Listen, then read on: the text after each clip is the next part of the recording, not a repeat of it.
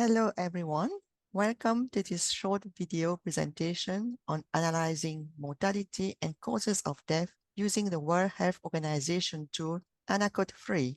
My name is Doris Mafat and I'm in the Department of Data and Analytics at the World Health Organization, or WHO for short. I am happy to have the opportunity to present on the importance of analyzing data and the use of ANACoD3. This short video presentation has been developed in collaboration with the Caribbean Public Health Agency, or CARPHA for short. Let me pass it over to Esther to share more information on CARPHA. Hello everyone, I am Esther B. Singh, a Technical Officer for Health Information and Data Analyst at CARPHA, and I'm going to share some more details on CARPHA's mandate and role in mortality surveillance in the Caribbean community.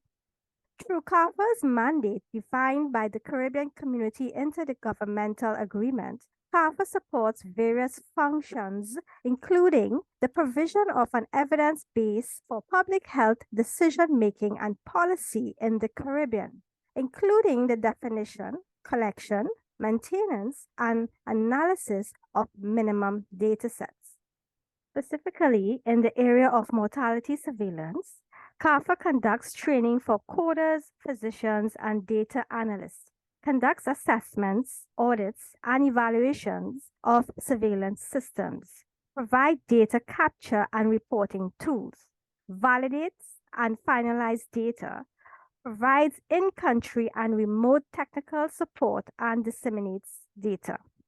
CARPHA also collaborates with partner agencies such as PAHO and WHO to improve civil registration and vital statistics systems in member states through activities such as ICD-11 and ANACoD3, as we are doing through this short video presentation. Let me pass it over to Doris so we can get started on the presentation.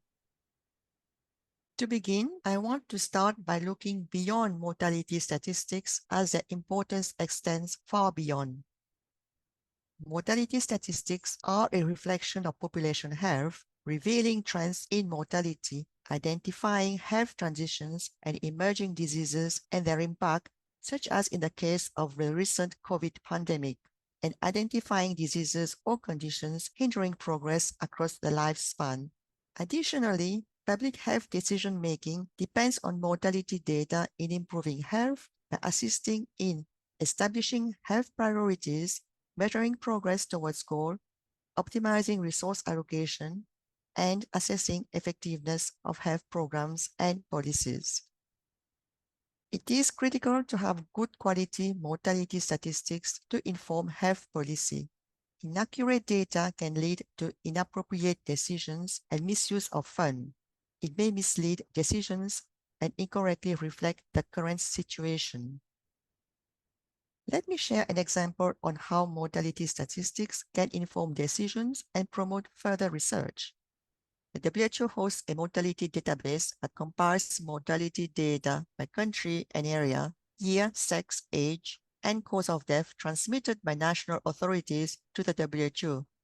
These statistics are available for about 110 countries for years submitted from 1950 to date. More information on the mortality database is available on the link at the bottom of the screen. Researchers use disaggregated country-level data from the WHO mortality database to estimate total mortality attributed to tobacco smoking in developing countries.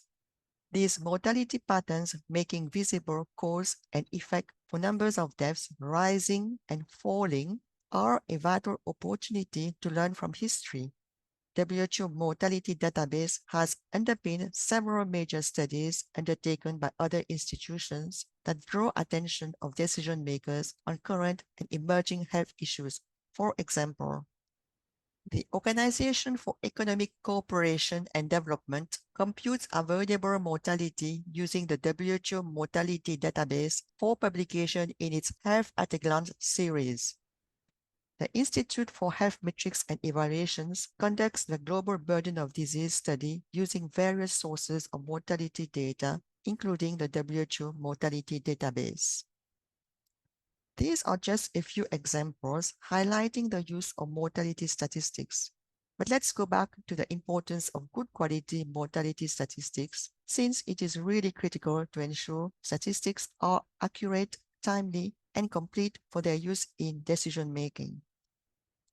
I'd like to now introduce you to the Analyzing Mortality and Cause of Death tool developed by the WHO, which we call ANACoD for short. It is currently in its third version, which is why we call it ANACoD3. It was initially developed in 2011 and is the first electronic tool freely available to analyze mortality and, in particular, cause of death information.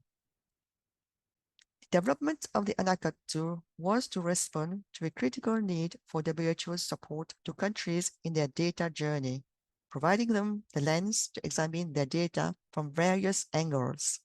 With the new release of version 3 of ANACoD, WHO is continuing its commitment towards its member states.